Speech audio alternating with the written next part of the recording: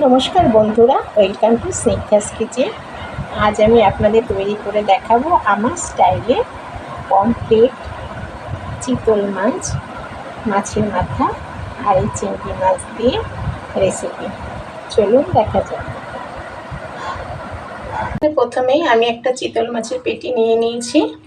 এই পেটিটা আস্ত এরম ছিল, আমি দুয়াতখানা করে নিয়েছি, নিয়ে ভালো করে নুন হলুদ মাখিয়ে নিয়েছি। এবার পেটিটাকে আমি তেলে ভাজা করব। একটা কড়া নিয়ে নিয়েছি, কড়াই কিছুটা সাদা তেল দিচ্ছি, আপনারা চাইলে সর্ষের তেল দিতে পারেন। তেলটা গরম হয়ে গেছে, এখন আমি তেলের মধ্যে মাছটা ছেড়ে দিচ্ছি।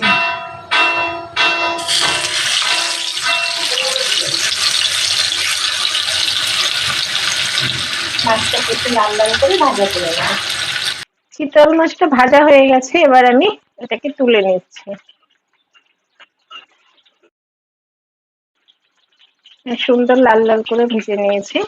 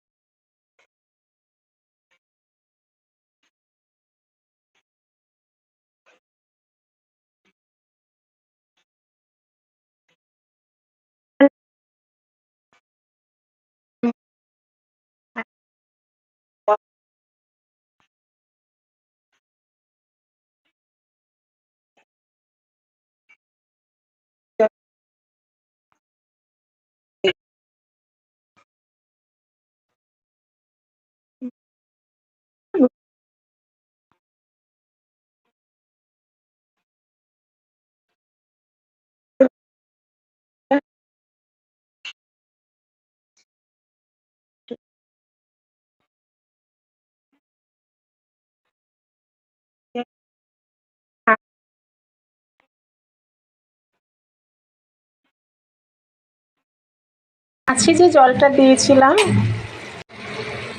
মাছে যে ঝোলটা দিয়েছিলাম মাছে, সেটা একদমই কমে এসেছে।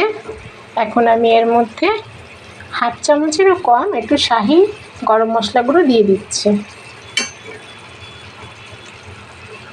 এবার মাছটা একটু এই গরম মশলা গুঁড়োটা দিয়ে আমি মাছটাকে ভালো করে নাড়িয়ে দিয়েছি, যাতে মাছটার সাথে গরম মশলা গুঁড়োটা ভালোভাবে লেগে যায়, মিশে যায়, সেই জন্যই দিলাম।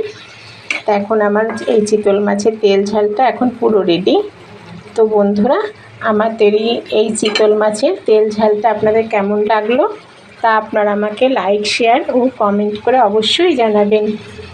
আর আমার রেসিপিগুলো যদি আপনাদের ভালো লেগে থাকে, আমার চ্যানেলটিকে সাবস্ক্রাইব করবেন আর পাশে থাকা বেল আইকনটিকে ক্লিক করবেন। তো চলি বন্ধুরা, আপনাদের সঙ্গে আবার দেখা হবে।